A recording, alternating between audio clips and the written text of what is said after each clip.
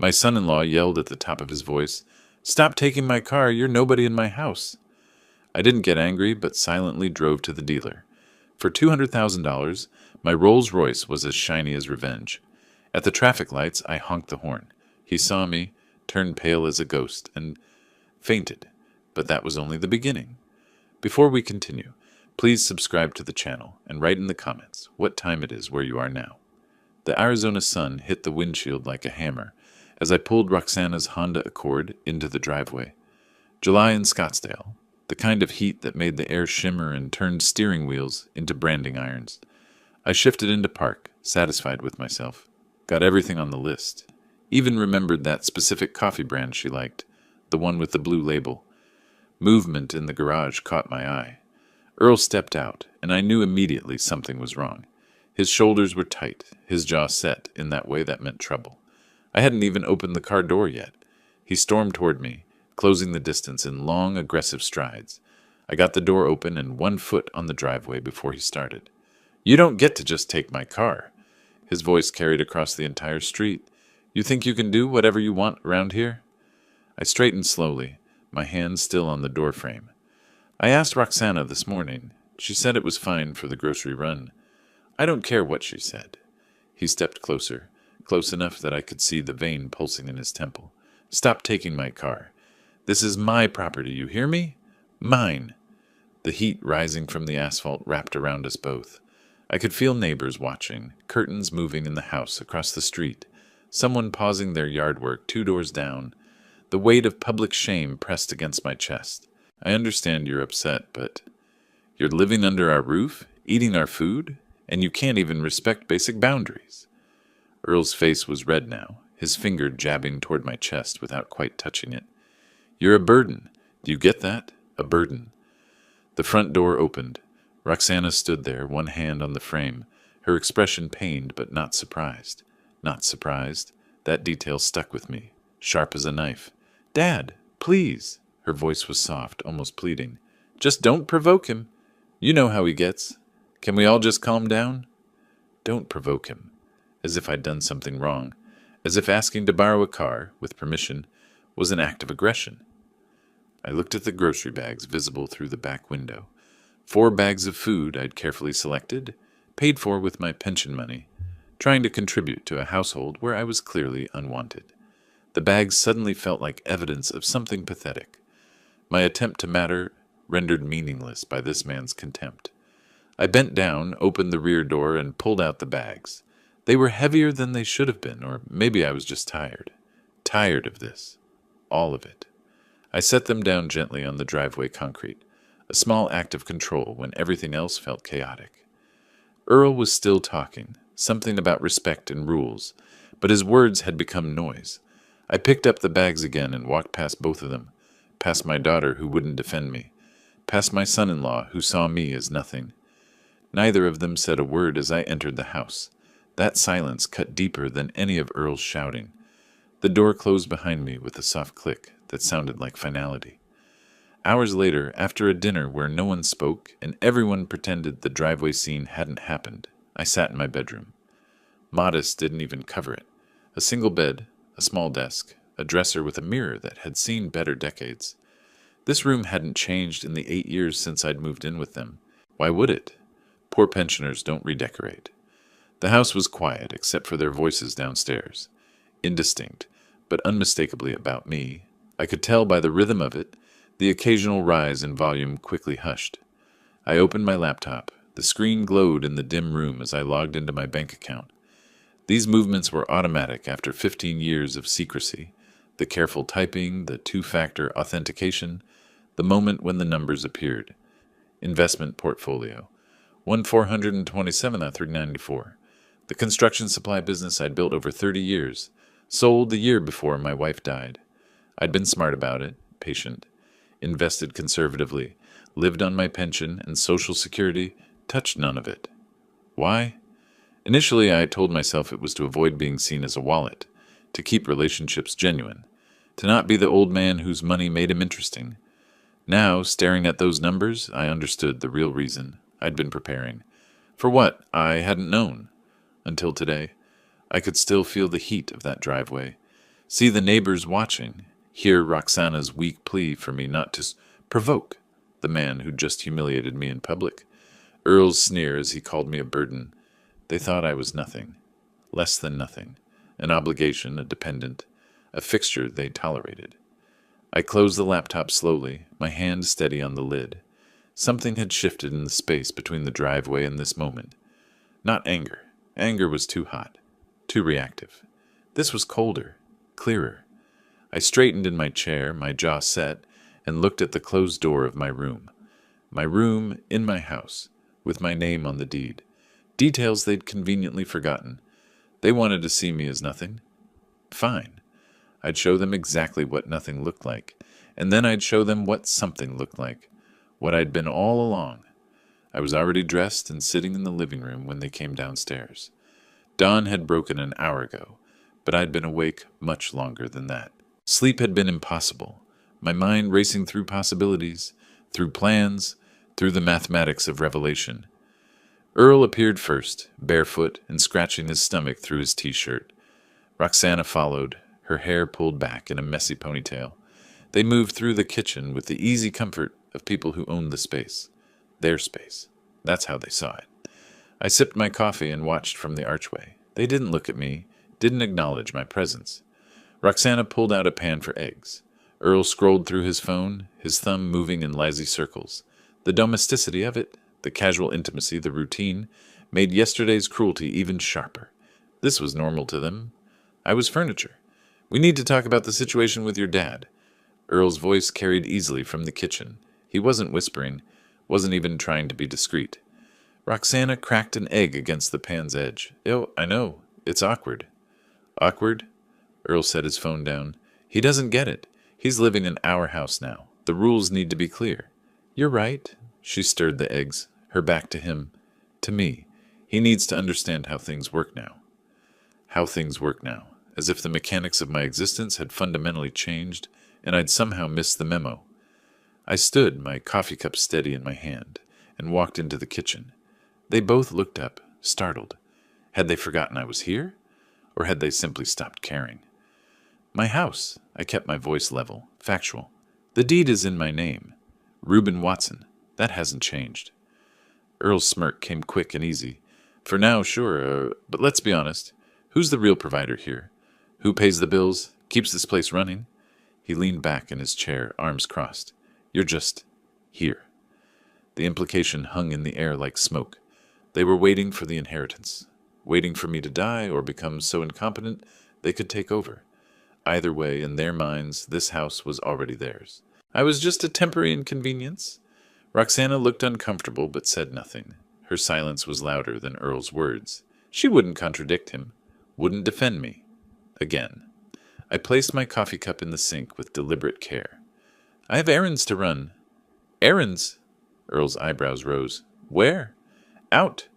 I grabbed my keys from the counter hook. I'll be back later. The confusion on their faces was almost satisfying. They'd expected anger, defensiveness, maybe another humiliating scene. Instead, I gave them calm. Control. Nothing for them to grab onto or throw back at me. I walked out through the front door, leaving them in their kitchen, in their house that wasn't theirs at all. The drive to the bank cleared my head. Morning traffic in Scottsdale was light, and my mind felt sharper than it had in years. This wasn't anger driving me. This was calculation. Purpose. I'd spent 15 years playing small, and where had it gotten me? Disrespected in my own driveway, dismissed in my own kitchen. The bank's main branch sat in a plaza off Scottsdale Road, all glass and modern angles. Inside, the air conditioning was a shock after the parking lot's heat. I asked for my financial advisor. Marcus Chen appeared within minutes, his handshake professional and warm. We'd worked together for over a decade, but he only knew me as the quiet, retired businessman who checked in quarterly and never made waves. Mr. Watson, good to see you. What can I help you with today? We sat in his office, door closed. I want to make a significant withdrawal. Well, a transfer, actually, for a vehicle purchase. He pulled up my account on his computer. Of course. What amount are we talking about? $420,000. His fingers paused on the keyboard, just for a second, but I caught it. Then his professional mask slipped back into place. That's quite a vehicle. May I ask what you're looking at? Something that makes a statement. He nodded slowly, typing. The transfer will take 2 to 3 business days to clear, depending on the dealership's bank. You'll need to provide wire instructions. The logistics washed over me as I signed forms, verified my identity multiple times, confirmed and reconfirmed the amount. It felt real now, not just an idea in my bedroom at midnight, but actual money in motion, resources shifting from passive to active. Walking back to my car, I felt something I hadn't experienced in years. Not happiness, that was too simple. Anticipation, the sense that I was finally doing something instead of enduring something. I sat in my old sedan, a 12-year-old Camry with a dent in the passenger door and seats that smelled faintly of age. The contrast wasn't lost on me.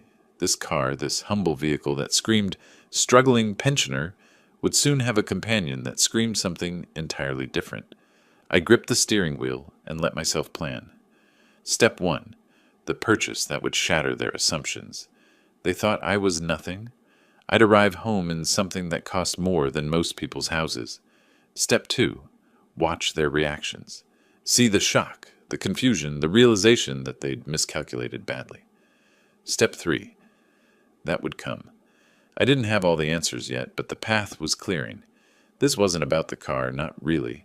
It was about taking back control, about exposing what they really wanted, who they really were, about showing them that the old man they dismissed, humiliated, and barely tolerated had more power than they'd ever imagined. I started the engine. The Camry rumbled to life, familiar and unremarkable. In 3 days, everything would change. They thought they knew me. They didn't know anything at all. I shifted into drive and pulled out of the parking lot. My hands were steady. My mind was clear. And for the first time since that scene on the driveway, I smiled. 3 days had passed since the bank visit. 3 days of research, of comparing specifications, of imagining this exact moment. I stood in the showroom now, surrounded by vehicles that cost more than most people earned in years. The dealership occupied a corner lot in Phoenix, 30 miles from Scottsdale. Floor-to-ceiling windows let in Arizona sunlight that reflected off polished marble floors. The cars were positioned like museum pieces, each one a statement, a promise, a transformation waiting to happen. A sales consultant approached, his suit crisp despite the heat outside. "Good morning, sir. Anything specific catching your eye today?" I pointed to the vehicle I'd come for, the Ghost, midnight blue. "Excellent choice." He walked me closer, launching into details I'd already memorized from my research. The 2019 Ghost is in exceptional condition, only 22,000 miles, full service history, single owner. At $185,000, it's priced very competitively for this market. $185,000 for a car. 5 years ago, Earl had called me a burden over grocery shopping. The irony tasted sharp and satisfying. I'd like to purchase it. Today. The consultant's professional mask didn't slip, but I saw the flicker of surprise. "Wonderful. Let's discuss financing options." "No financing. Wire transfer. The funds are already available." 90 minutes later, I held the keys. They were heavier than any I'd owned, the Rolls-Royce emblem catching the light. The consultant walked me to the vehicle, reviewing features I barely heard. My focus was on the moment, the culmination of 15 years of pretending to be less than I was. I slid into the driver's seat. The interior smelled of leather so fine it barely seemed real. When I pressed the start button, the engine purred, a sound that spoke of power held in reserve, of capability that didn't need to announce itself. I pulled out of the dealership onto Phoenix streets, then merged onto the highway heading toward Scottsdale. The Rolls-Royce moved like water, smooth and quiet. Other drivers looked. Some stared. I wasn't showing off. I was recalibrating everything I'd allowed myself to be. 15 years I made myself small, drove old cars, wore old clothes, let them think I was barely scraping by. I thought humility would protect me from being used. I was wrong. They used me anyway. The highway gave way to Scottsdale Road. Traffic was moderate, the afternoon sun turning everything gold. I approached a red light about 10 minutes from home, slowing to a stop in the left lane. A silver Honda Accord pulled up beside me in the right lane. I glanced over casually, then froze. Earl. Behind the wheel of Roxana's car, his attention fixed on his phone, thumbs moving across the screen. He hadn't seen me yet. My heart rate kicked up, not from fear, from anticipation. This moment was too perfect to be real, yet here it was, the universe offering me a gift. I reached for the horn and pressed twice. Two sharp, clear notes. Earl's head jerked up. He looked around, confused, then turned toward my vehicle. I watched the sequence of emotions cross his face like a film strip. Confusion as he registered an expensive car honking. Recognition as he saw my face through the window. Shock as he processed the Rolls-Royce. Then anger. Burning, unmistakable anger turning his face red. I didn't speak, didn't gesture. I simply held his gaze, let a small smile touch the corner of my mouth, and when the light turned green, pressed the accelerator. The Rolls-Royce surged forward with effortless power. In my rearview mirror, I saw Earl's Honda lurch forward awkwardly, as if he'd stomped the gas pedal in frustration. I maintained the speed limit for the remaining distance home, savoring every second. When I pulled into my driveway in front of my house, I positioned the Rolls-Royce prominently near the garage door. Let the neighbors see. Let everyone know. I sat for a moment after shutting off the engine, just breathing. Then I exited, locked the vehicle with a satisfying electronic chirp, and walked to my front door. Inside, the house was quiet.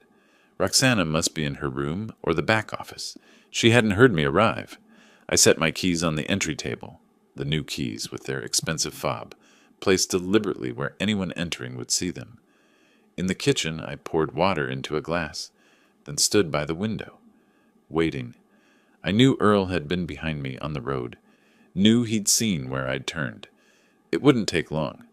15 minutes later, I heard it, an engine roaring up the street at a speed that made neighbors look up from their yards.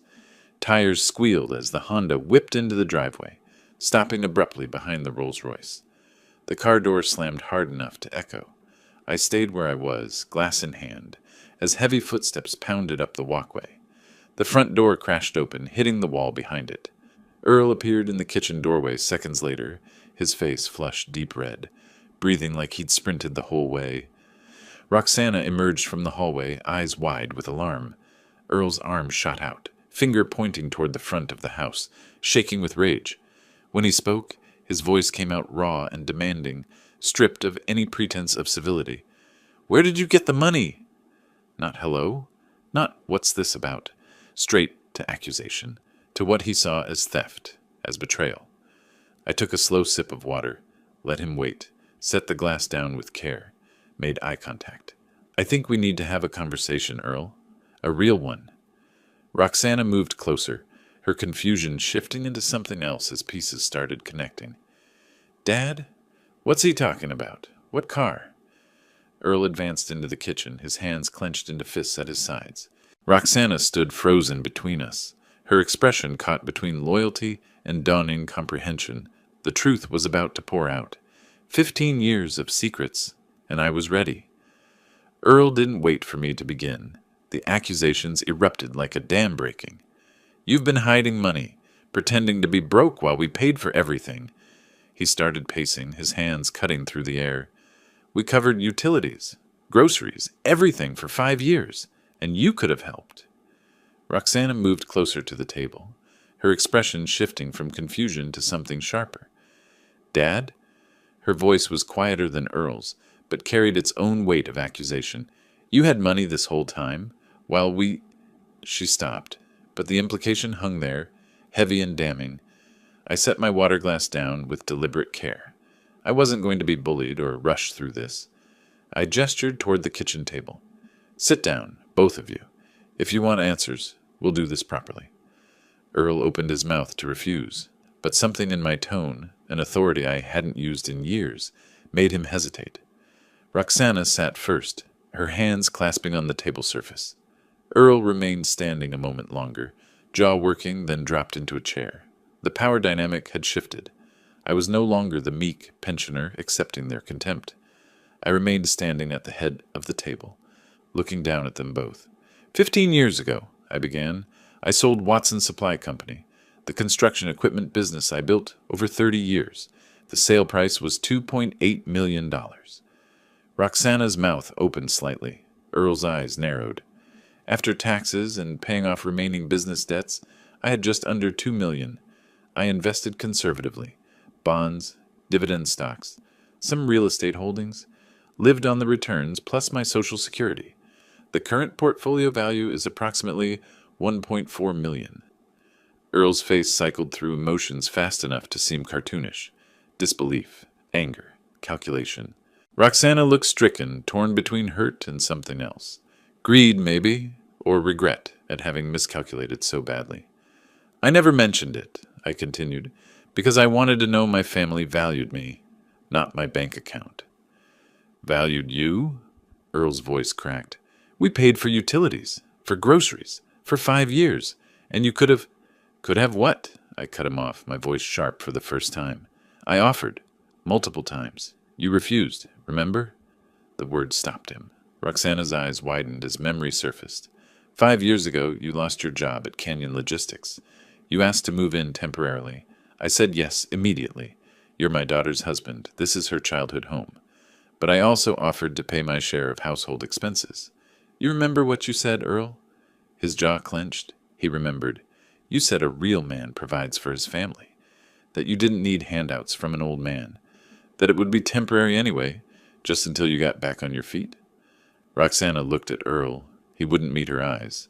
So I didn't push. I bought my own groceries sometimes. Contributed when you'd let me. But mostly I stayed quiet.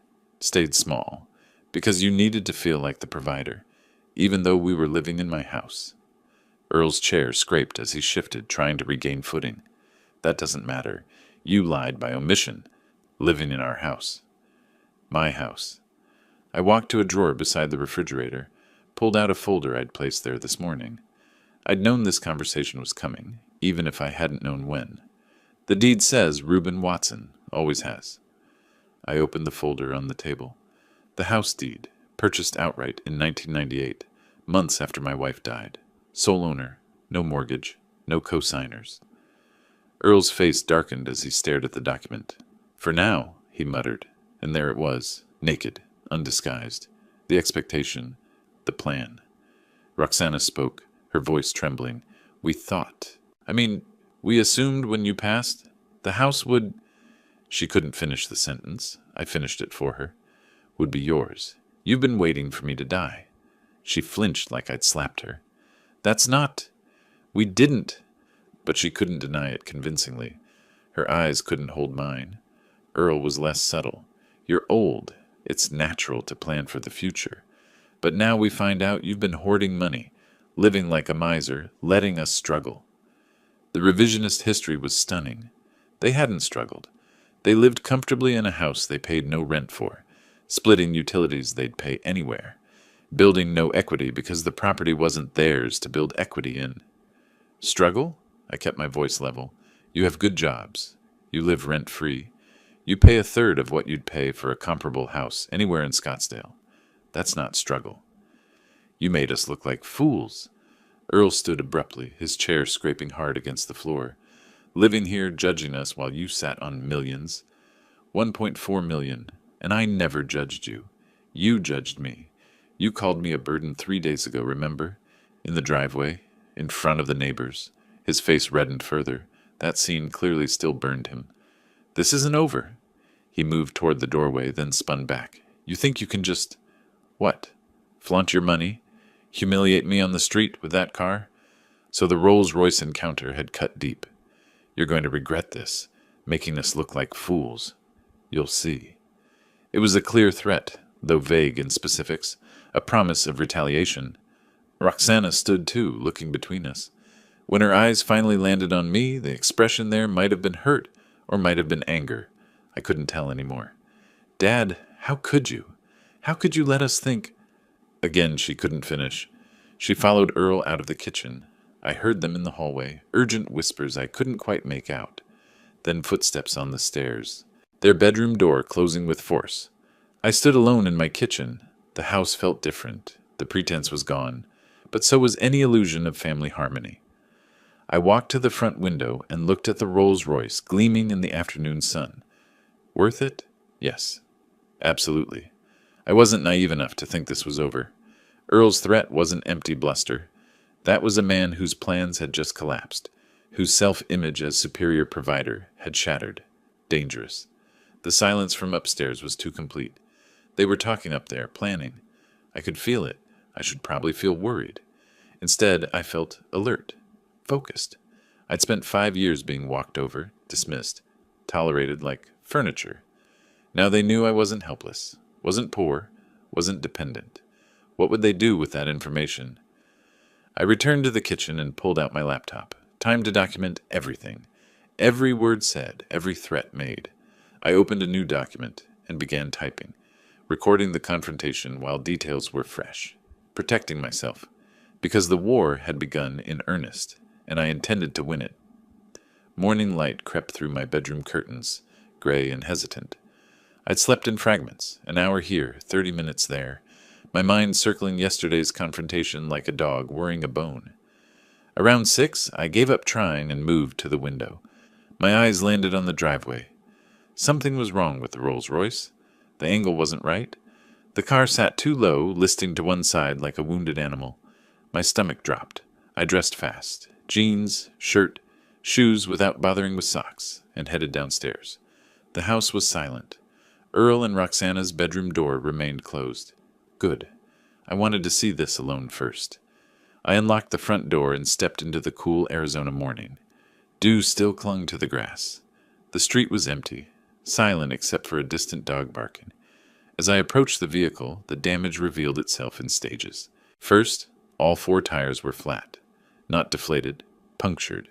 I could see the slash marks, deliberate cuts in the rubber, then scratches across the midnight blue paint. Random at first glance, chaotic lines scored deep into the finish. But as I walked around to the driver's side, a pattern emerged. Someone had carved words into the door panel. Old fool.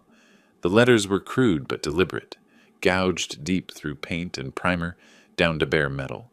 Done with a key or screwdriver, something sharp enough to permanently scar the surface. My hands clenched into fists. I looked up and down the street. No witnesses, no movement.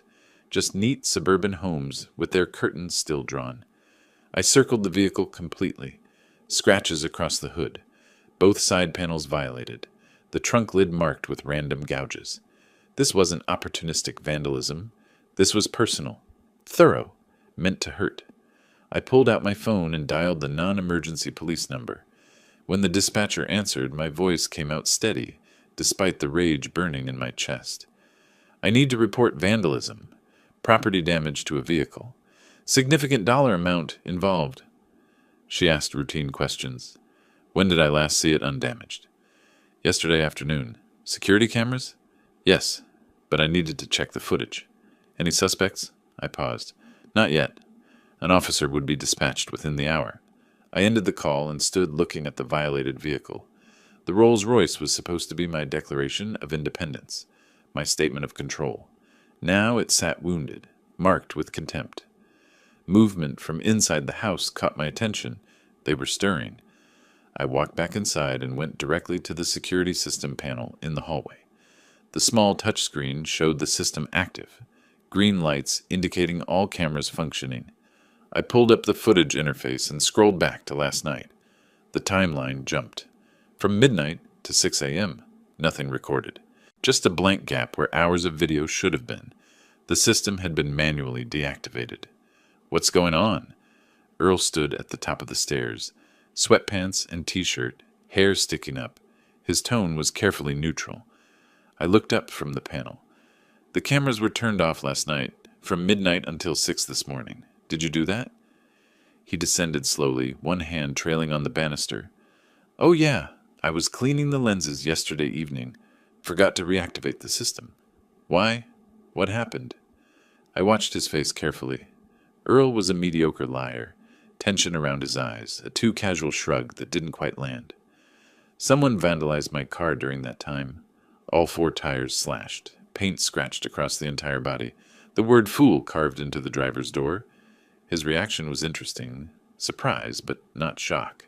as if he'd expected something, but not quite this much damage. What? That's terrible. Did you call the police?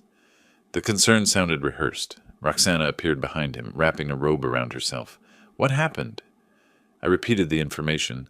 Her hand went to her mouth in a gesture of horror that seemed genuine. But something else flickered in her eyes. Guilt by association? Fear of being caught? Oh no, Dad, that's awful. The police arrived 40 minutes later. A uniformed officer took the initial report, photographed the damage, walked around the vehicle making notes. Then another car pulled up. A man in plain clothes emerged, badge clipped to his belt. Mr. Watson, I'm Detective Harris. I handle property crimes in this district. He was middle-aged, with sharp eyes that catalogued everything. He walked around the Rolls-Royce slowly, taking his own photos, making notes that the officer hadn't. When he spoke, his questions were precise. When did you purchase this vehicle? 3 days ago. His eyebrows rose slightly. Recent acquisition. Why such an expensive car? I recently decided to enjoy my retirement savings. He nodded, wrote something down. Any recent conflicts? Arguments with neighbors? Business disputes? The question was loaded. I hesitated, then provided a measured answer. I've been having some family tensions. My daughter and son-in-law live with me. There was a disagreement yesterday about finances. Harris's pen moved across his notepad. I'd like to speak with them if they're available. Earl and Roxana came outside, still in their casual morning clothes. Harris questioned them with the same measured precision. Did they hear anything last night? No. Notice anything unusual? No. The security cameras? Earl repeated his cleaning story. Harris's expression didn't change, but I saw skepticism settle into the lines around his mouth. And this family conflict Mr. Watson mentioned? Earl minimized it. Just normal family stuff. Reuben bought an expensive car. We were surprised he had the money. That's all. Harris looked between the three of us. Convenient timing. Argument about money, then expensive car gets damaged the same night, and the security system happened to be off during those exact hours. You see why this looks suspicious. Earl stiffened. Are you accusing me of something? Because I didn't do anything.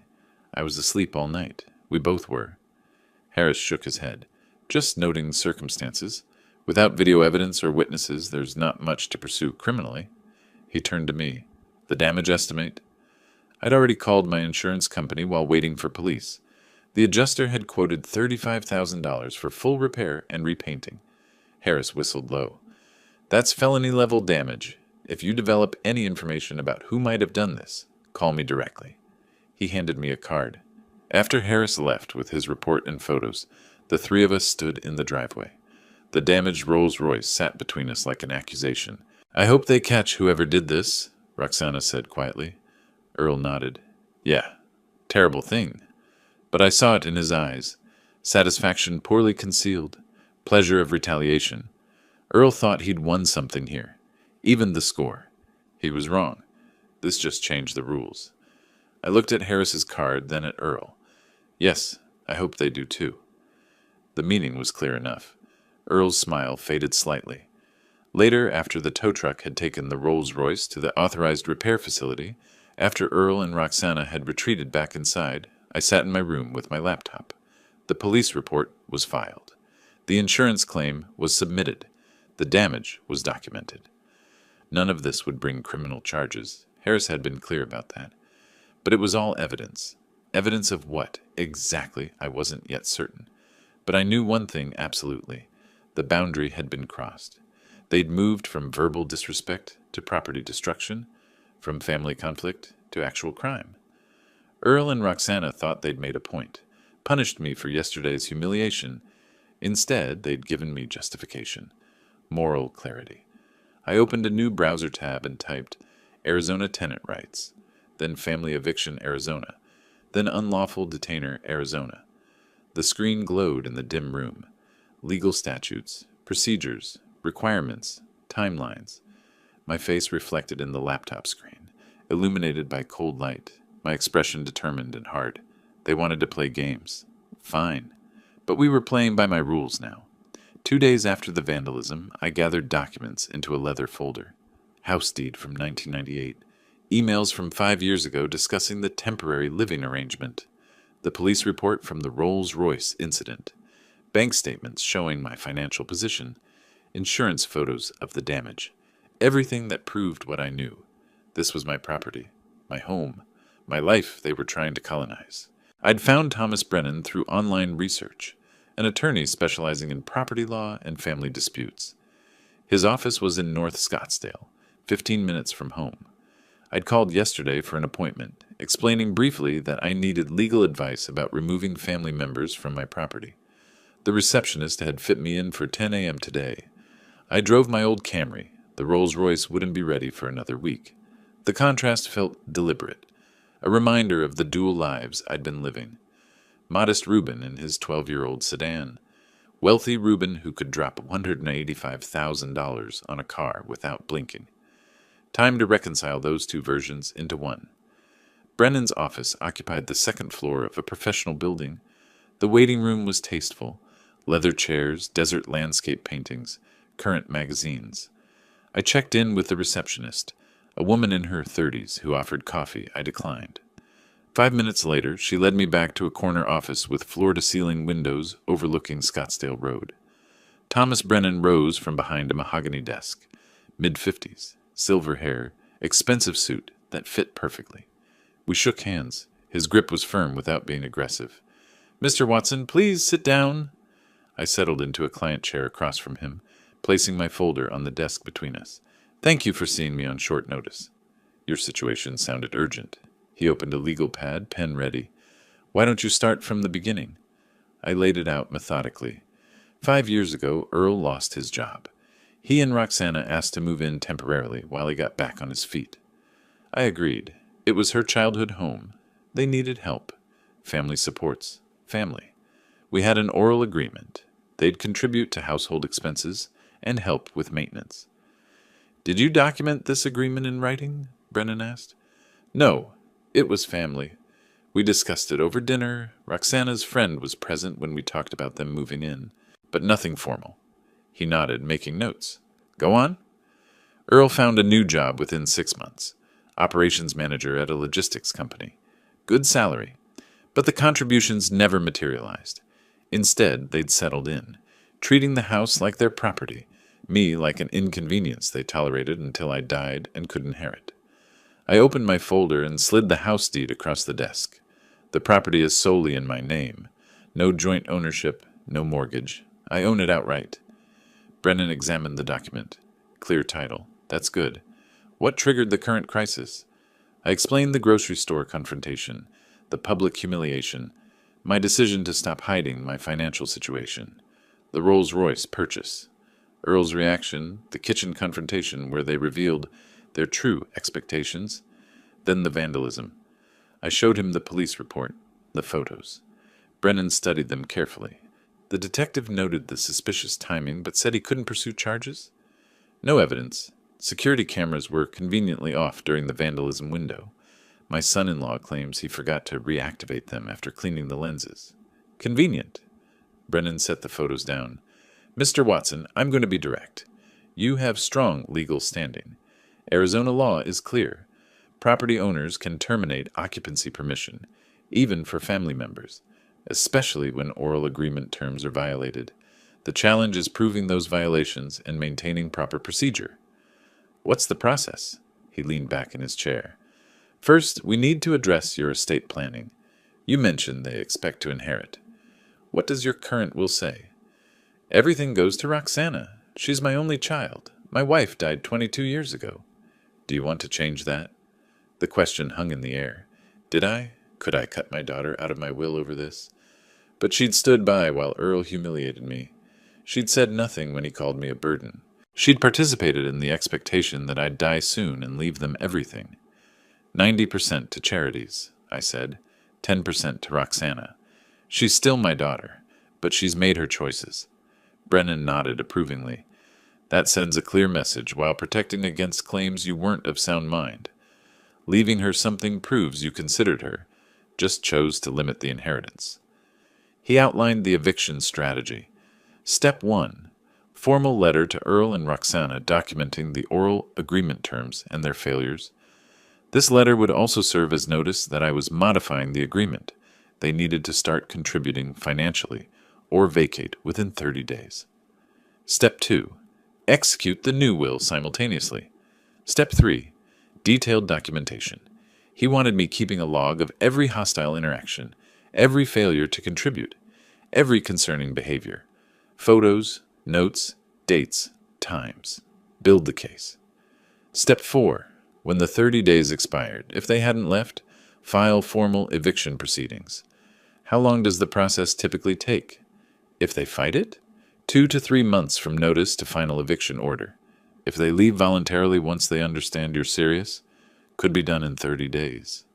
I asked about costs. He quoted fees. $5,000 for eviction proceedings. $1,500 for will preparation. I didn't hesitate. Let's proceed. We spent the next 30 minutes on details. The friend who'd been present when they discussed moving in, her name was Jennifer Kwan. She'd helped them pack. Brennan noted it for potential future testimony. I signed the retainer agreement and wrote a check for $6,500. Brennan promised the formal letter would be ready by end of week, the will draft by next Tuesday. One more thing, I said. I don't want drama. I want this done correctly, legally, so it can't be challenged later. Brennan's expression showed approval. That's exactly the right approach. Emotion loses cases. Documentation wins them. We shook hands again. I left the office carrying the empty leather folder. I'd left copies of everything with Brennan. Walking to my car in the parking structure, I felt something I hadn't experienced in weeks. Control. Not revenge exactly, but agency. The sense that I was finally acting instead of reacting. The legal machinery was beginning to turn. I sat in my car before starting the engine, taking a moment to just breathe. Then I pulled out my phone and texted the Rolls-Royce repair facility about pickup timing. Their response came immediately. Ready for pickup Friday afternoon. I smiled. Everything was moving forward. By this time next week, Earl and Roxana would have the formal letter. The countdown would begin, and they'd finally understand I wasn't the helpless old man they'd mistaken me for. A week had passed since my meeting with Brennan. 7 days of careful documentation, noting every interaction in my log with timestamps and details. Earl's dismissive comments when I asked about the utility bill split.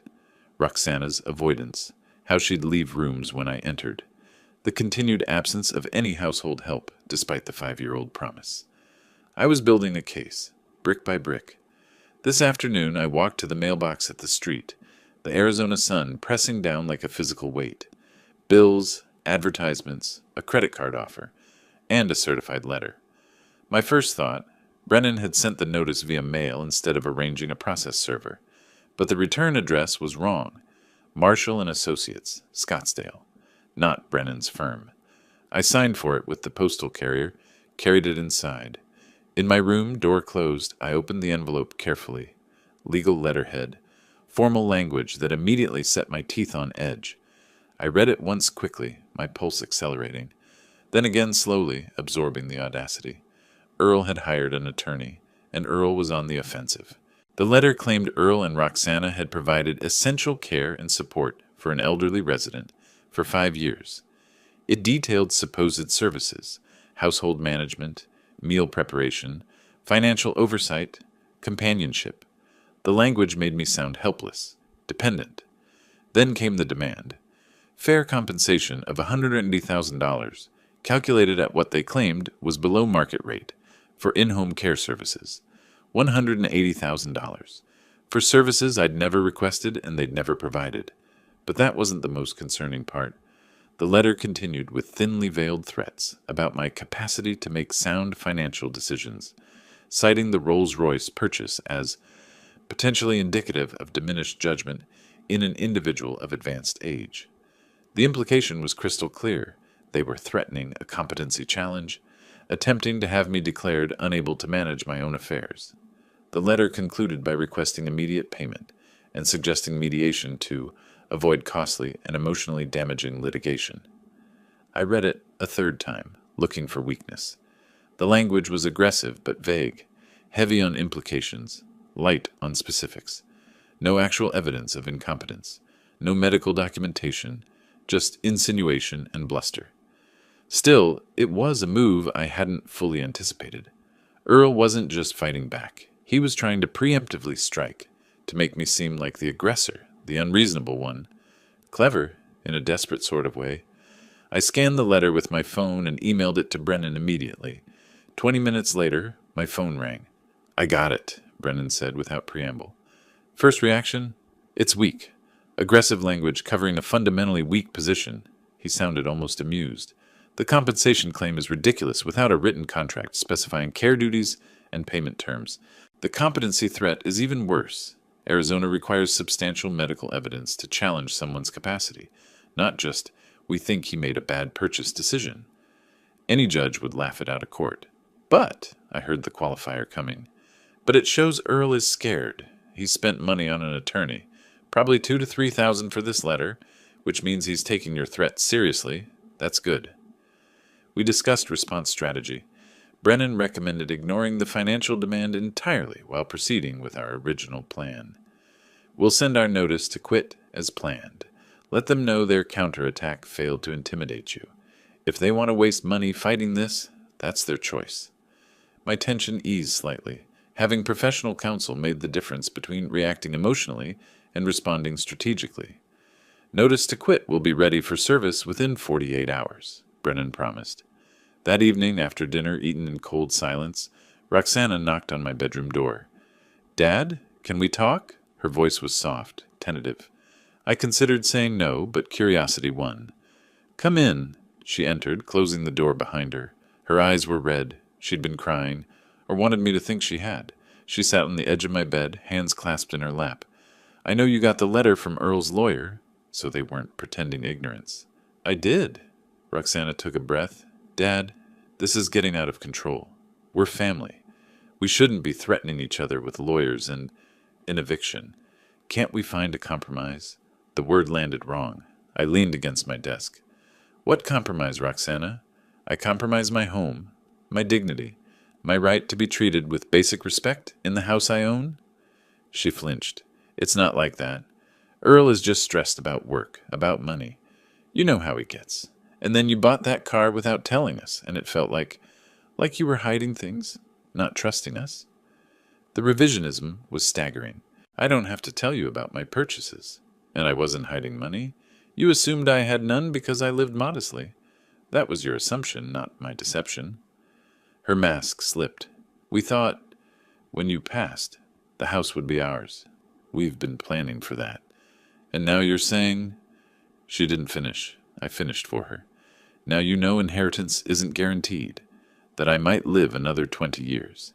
That I might change my will. That you can't just wait me out." Silence stretched between us. Then Roxana's voice, smaller. "You changed your will?" I didn't answer directly. "You made your choice 5 years ago, Roxana. The first time Earl spoke to me with contempt, and you said nothing. Every time after that, when you chose his comfort over my dignity, you chose him. That's fine. He's your husband. But choices have consequences." Tears now, real ones. "I do love you, Dad. You're my father." Something cracked inside me, but I didn't let it show. "Then you should have acted like it mattered. Love is action, not just words. You acted like I was a burden to tolerate. Now live with those consequences." Roxana stood, wiping her eyes. "He won't leave without a fight." "I know," I said quietly. She walked to the door, paused with her hand on the knob. "I'm sorry. For what that's worth now." Then she was gone. Alone again, I sat at my desk. The conversation had been harder than I expected. Part of me wanted to relent, to find that compromise she'd mentioned, to repair the relationship. But I knew better. Compromise meant accepting continued disrespect, living as a guest in my own home, waiting to die so they could inherit. That wasn't compromise. That was surrender. I opened my laptop, added notes to my documentation log, Roxana's admission about inheritance planning, her acknowledgement of Earl's behavior, her plea for compromise without offering any actual change. All useful if this went to court. My phone buzzed. Text from Brennan. "Notice to quit drafted. Sheriff's office service scheduled for Friday morning. Are you ready for this?" I typed back one word. "Yes." I stared at that reply on my phone screen, my thumb hovering over the send button for just a moment. Then I pressed it. The machinery of eviction was now inevitable. Friday morning, I sat in Brennan's office conference room. 2 witnesses, paralegals from the firm, flanked the table. A notary public stood ready with her stamp and seal. "This is now your valid will, superseding all previous versions," Brennan said, sliding the document across the mahogany surface. 90% to designated charities, 10% to your daughter. They don't need to know about this unless they challenge the eviction. I signed my name on each page where the tabs indicated. My hand was steady. The estate value had been calculated precisely. $245 million, including the house, investments, and liquid assets. Roxana's new inheritance, $245,000, down from $245 million. A significant difference. The witnesses signed. The notary stamped. Brennan placed the will in his office safe. "The notice to quit service is scheduled for 1 p.m. at your residence," he said. "Sheriff's deputy will hand-deliver to any adult occupant. You don't have to be present, but I recommend it. Shows resolve." I nodded. "I'll be there." Driving home, my phone buzzed. Email from Detective Harris with the subject line, "Case update. Vandalism report." I pulled into a parking lot to read it properly. The email was brief and professional. Investigation concluded due to lack of evidence, but the report would reflect suspicious circumstances and note persons with access and potential motive. His way of saying he believed Earl was responsible but couldn't prove it. Still useful, all part of the documentation. I arrived home at 11. The house was quiet, Earl at work, Roxana likely in their bedroom or out somewhere. I made coffee and waited. At 12:58, a Maricopa County Sheriff's cruiser pulled up to the curb. A deputy emerged, manila envelope in hand, and walked up the driveway with the measured stride of someone who'd done this 1,000 times. I opened the door before he knocked. "Mr. Watson?" "That's me. I have a document for service." He consulted his clipboard. "For Earl Thompson, or Roxana Watson Thompson. My daughter is home. I'll get her." Roxana appeared at the top of the stairs, drawn by voices. When she saw the uniform, her face went pale. "Ma'am, I need to serve you with a legal notice." The deputy held out the envelope. She descended slowly, took it with trembling hands. "What is this?" "Notice to quit. You'll need to read it carefully. Have a good day, folks." He walked back to his cruiser, drove away. The whole process took 90 seconds. Roxana stood in the entryway, staring at the envelope like it might bite her. "Dad?" "Open it," I said. She did, pulling out the multi-page document. Her eyes scanned the first page, widened. You're evicting us?" "I'm terminating an arrangement that stopped working years ago. You have 30 days to find alternative housing." Her phone was already out, fingers shaking as she typed, calling Earl. 30 minutes later, his car screeched into the driveway. He burst through the front door, still in his work clothes, face flushed. "What the hell is this?" He waved the copy Roxana had photographed and sent him. I stood in the kitchen, coffee in hand, voice calm. "Exactly what it says. Notice to quit. 30 days. This is insane. You can't just kick us out. This is our home." "It's my home. You've been guests who violated their welcome. This is legally sound." Earl's hands clenched around the papers. "We'll fight this. 30 days. We'll take you to court." "You're welcome to try, but you're not tenants with a lease. You're occupants without a written agreement. Arizona law allows me to terminate that with proper notice, which I've now provided." He paced, reading through the document more carefully. I watched reality penetrate the anger. The legal language was precise and unambiguous.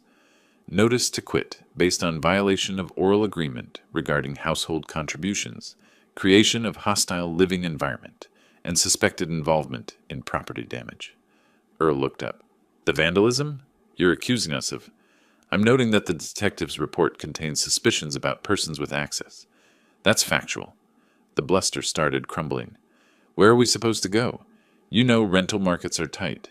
First month, last month, deposit. That's $6,000 or more." The financial reality of their situation was showing.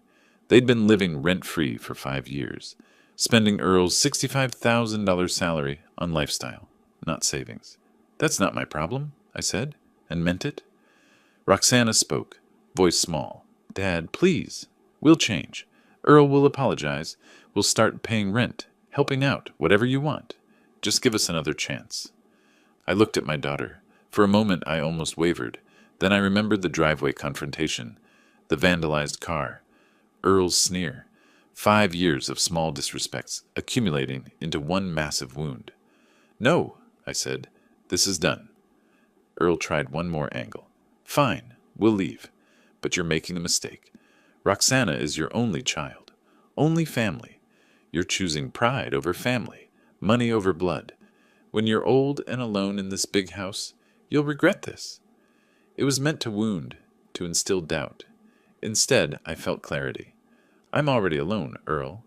I've been alone in this house for 5 years while living with 2 people who saw me as an obstacle to inheritance. At least now I'll be alone with dignity.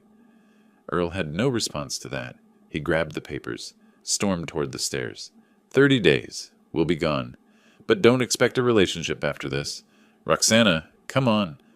Roxana lingered, looking at me. I meant what I said the other night. I am sorry, but I have to go with him. He's my husband. I know, I said. And I did. She'd made her choice years ago. This was just making it official. She followed Earl upstairs. Doors slammed. Voices rose in heated argument, muffled by walls. I stood in my kitchen, coffee gone cold. The house felt different already. No longer theirs. Becoming mine again. I walked to the front window and looked out at the street, where the sheriff's cruiser had been parked an hour earlier. The legal strike had landed cleanly. Now came the waiting. 30 days until my house was truly mine again. 30 days to see if they'd leave quietly or make this uglier than it already was. I had a feeling I knew which way they'd go. 3 weeks crawled by after the notice to quit landed in my kitchen. The atmosphere in the house became arctic. Earl and Roxana moved through rooms like ghosts, avoiding eye contact, communicating in terse fragments when absolutely necessary. I documented everything. The lack of household help, dishes left in the sink, trash not taken out, their promise from 5 years ago, now just another broken commitment. Earl's hostile glares when we passed in hallways. Roxana's red-rimmed eyes from crying in their bedroom. They apartment hunted on weekends. I heard them come home defeated, voices carrying through walls they forgot weren't soundproof. Everything in their price range was smaller, older, farther from Earl's work. The reality of what they'd taken for granted was sinking in. 5 days before the 30-day deadline, a certified letter arrived. Earl's attorney had filed for a hearing to challenge the eviction, claiming established oral tenancy rights based on 5 years of residence. Brennan called immediately. "This is expected. They're grasping. The hearing is scheduled for today, exactly at the deadline. Perfect timing, actually. Judge will see they waited until the last possible moment. Doesn't help their credibility." This morning I dressed carefully. Dark slacks, button-down shirt, sport coat. Professional, composed, unshakable. This ended today. The Maricopa County Superior Court building rose from downtown Phoenix in concrete and glass, a monument to order and process. I met Brennan in the hallway outside the courtroom. He carried 2 thick folders and a leather briefcase that looked expensive and well-used. "Ready?" he asked. I nodded. We entered the courtroom. Wood paneling, state seal, the judge's bench elevated and imposing. Earl and Roxana sat on the opposite side with their attorney, a younger man, maybe 35, suit slightly rumpled, briefcase that had seen better days. Marshall and Associates apparently sent their junior partner. Earl's jaw was set, arms crossed defensively. Roxana looked small, hands twisted in her lap. The bailiff called the case. Watson versus Earl and Roxana Watson, unlawful detainer action. Judge Morrison presided, a woman in her 60s, gray hair, sharp eyes behind reading glasses. She reviewed the file briefly. "This is a challenge to a notice to quit, served 3 weeks ago. Mr. Marshall, you're representing the respondents?" Earl's attorney stood. "Yes, Your Honor. We're contesting the eviction on grounds of established tenancy." Marshall presented his case. 5 years of continuous residence. Verbal agreement for permanent housing. Contributions to household expenses. Emotional and practical support for an elderly owner. He painted Earl and Roxana as caregivers, me as ungrateful and capricious. "They've built their lives around this arrangement, Your Honor. To suddenly revoke permission without cause is unconscionable." Judge Morrison looked unimpressed, but let him finish. Brennan stood for my response. His presentation was methodical, devastating. First, the property deed, proving sole ownership. Second, documentation of the original oral agreement. Email exchanges from 5 years ago explicitly stating temporary stay while you get back on your feet and help with household maintenance in exchange for free room. Third, my testimony under oath that I'd repeatedly offered to pay my share of expenses but was refused by Earl, who wanted to appear as the provider. Fourth, the vandalism evidence. Photos of the Rolls-Royce damage. Detective Harris's report noting suspicious circumstances and persons with access. The convenient security camera malfunction. Fifth, recordings of Earl's disrespectful comments. Arizona is a one-party consent state. I'd legally recorded conversations after the kitchen confrontation. The judge listened to a 30-second clip through the courtroom speakers. Earl's voice, clear and unmistakable. The old man doesn't understand. This is our house now. We're just waiting him out. I watched Earl's face drain of color. Judge Morrison had questions. She addressed Earl directly. Mr. Earl, the original agreement mentioned household help. What specific tasks did you perform? Earl stammered. Well, we lived there, helped out, general stuff. Can you be specific? Did you maintain the yard, handle repairs, clean common areas? His face reddened. Roxana did some cooking. I helped with... We were there. We were family. It was weak and he knew it. Marshall tried to salvage. Your Honor, this was a family arrangement, not a formal contract. The specifics were fluid. Judge Morrison cut him off. But Mr. Watson's attorney has produced written evidence of the agreed terms. Email stating, help with household maintenance, in exchange for housing. The burden is on your clients to show they met those terms. I'm not seeing that evidence. She turned to me. Mr. Watson, why now? After 5 years, why a victim at this particular time? My answer was measured. Your Honor, the disrespect escalated. When I revealed I wasn't financially dependent on them, the hostility became unbearable. My vehicle was vandalized. I no longer feel safe or respected in my own home. I have the right to decide who lives in my property. Judge Morrison reviewed her notes. The courtroom was silent except for the scratch of her pen. Then she spoke. This is fairly straightforward. Mr. Watson owns the property outright. The respondents are not tenants under Arizona law. No written lease, no regular rent payments.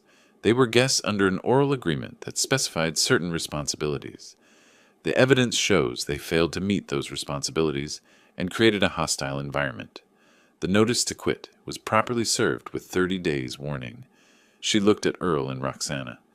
I understand this is difficult, but Mr. Watson has every legal right to revoke permission for you to occupy his property. His reasons are well documented and supported by evidence. Her gavel came down. The eviction is upheld. You have 30 days from today's date to vacate the premises. If you fail to leave voluntarily, Mr. Watson may seek a forcible removal order. Earl shot to his feet. This isn't fair. Where are we supposed to go? Can't we work something out? We'll pay rent, sign a lease, whatever? Judge Morrison's expression hardened. The property owner is not obligated to continue housing you. This hearing is concluded. Earl turned to me, desperation replacing anger. Reuben, please, be reasonable. We'll pay $1,500 a month, help around the house, anything you want. Every eye in the courtroom turned to me. Brennan touched my arm gently. This was my call. The moment hung suspended. Then I spoke, voice quiet but carrying. No, I want you gone from my home. Outside the courthouse, afternoon sun blazing, Brennan shook my hand. Clean victory, about as decisive as these cases get. I felt hollowed out, emptied of tension I'd been carrying for weeks. What happens if they don't leave? Then we file for forcible removal. Sheriff's deputies physically remove them and their belongings. It won't come to that. They know they lost. In the parking garage, I sat in my car. Not the Rolls-Royce, which was still being repaired, but my old reliable sedan. Through the windshield, I could see Earl and Roxana by their Honda, arguing. Marshall stood awkwardly nearby. Roxana was crying. Earl's hands gestured wildly. Their world had just contracted severely. I started my engine and drove away, leaving them in the rearview mirror. The next 30 days would be tense, uncomfortable, saturated with resentment. But they would end. I merged onto the Phoenix freeway. rolled down the windows. Desert air rushed in, hot and clean. For the first time in 5 years, I felt it. Anticipation of peace. Moving day arrived on a Saturday in mid-August. I stood by my front window, coffee in hand, watching the rented U-Haul truck being loaded with boxes and furniture. The Rolls-Royce sat in the driveway, fully repaired, midnight blue paint gleaming. Insurance had covered $32,000, the $35,000 damage. The remaining $3,000 I'd paid out of pocket, worth every penny to see it restored. Earl carried a box to the truck, his movements sharp with residual anger. Roxana followed with smaller items, her shoulders hunched. They'd found an apartment, $800 a month for a 2-bedroom in Tempe, 30 minutes from Earl's work. The deposit and first month had depleted what little savings they had. Reality's price tag. I didn't go outside, didn't offer to help. We'd said everything that needed saying in that courtroom 3 weeks ago. Around 11, Earl closed the truck's rear door with a metallic slam. He stood for a moment, staring at the house, at my house, like he was memorizing it or cursing it, probably both. Roxana climbed into the passenger seat, but before closing the door, she turned and looked directly at my window. Our eyes met across the distance. Her expression wasn't anger anymore. It was something more complex, resentment mixed with something that might have been understanding. Too little, too late. She climbed in. The truck rumbled to life. They drove away. I watched until the U-Haul disappeared around the corner. Then I set down my coffee and walked through my house. The master bedroom where they'd slept was empty now, just carpet marks where furniture had stood. I opened the windows, letting fresh air chase away 5 years of occupation. Their bathroom, vacant. The spare room they'd used for storage, cleared. The kitchen where so many tense meals had been eaten in silence. Mine again. I walked from room to room, reclaiming each space. Not with triumph, but with quiet satisfaction. This was restoration, not revenge. The next day, Sunday, I drove to Brennan's office for our final meeting. He'd asked me to come in to sign completion paperwork and settle the final accounting. His receptionist wasn't in, weekend appointment, just the two of us. Brennan met me at the door, shook my hand. Congratulations. Not many of these cases end this cleanly. You got your house back, your peace back, and you did it all legally. That's a real victory. We sat in his office. He walked me through the final documents. The judge's order, filed and recorded. The eviction completion certificate. The updated property records showing no occupants except me. Total legal fees, $8,200. I wrote the check without hesitation. Worth it? Brennan asked. Every cent. He leaned back in his chair. Are you going to stay in the house? It's a lot of space for one person. It's my space. I built that equity over 30 years of work. I'm not going anywhere. This is my home, and I'm going to enjoy every moment of it. Brennan smiled. Good answer. We shook hands one final time. As I left his office, I felt the weight of the past months lift. No more hearings, no more documentation, no more lawyers. Just life. My life on my terms. That evening, I sat on my back patio as the sun set over Scottsdale. The desert sky turned orange and purple, spectacular in its transition. I'd made coffee, the good kind, the Blue Label brand Roxana used to prefer. But this was for me now. Everything was for me. The house behind me was quiet. Not the hostile silence of recent months, but genuine peace. The kind of quiet that comes from being truly alone in your own space, answerable to no one, accepting no one's contempt. I'd reclaimed more than property. I'd reclaimed my dignity, my autonomy, my right to respect. The cost was high, a fractured relationship with my daughter, probably permanent, but the alternative would have cost something more precious. My self-respect. For 5 years, I'd accepted less than I deserved, because I thought family meant enduring disrespect. I was wrong. Family should mean mutual respect, or it means nothing. I'd spent $185,000 on a car that got vandalized and ate $200 on legal fees to evict my own daughter. Numbers that would horrify most people. But I'd have spent twice that to feel what I felt now, at peace, in control, free. The Rolls-Royce sat in my garage, ready for whenever I wanted to drive it. My investment portfolio remained solid at $1.4 million. My will was updated. 90% to charities that would use it well, 10% to Roxana, because despite everything, she was still my daughter. Whether she'd ever understand why this happened, whether she'd ever see that her choices led here, I didn't know. Maybe someday, maybe never. It didn't matter anymore. The sun touched the horizon and the sky blazed one final time before darkness. I finished my coffee and went inside, locking the door behind me. My door, my house, my life. Finally, completely, mine. If you like this story, please like this video, subscribe to the channel, and share your impressions of this story in the comments. To listen to the next story, click on the box on the left. Thank you for watching.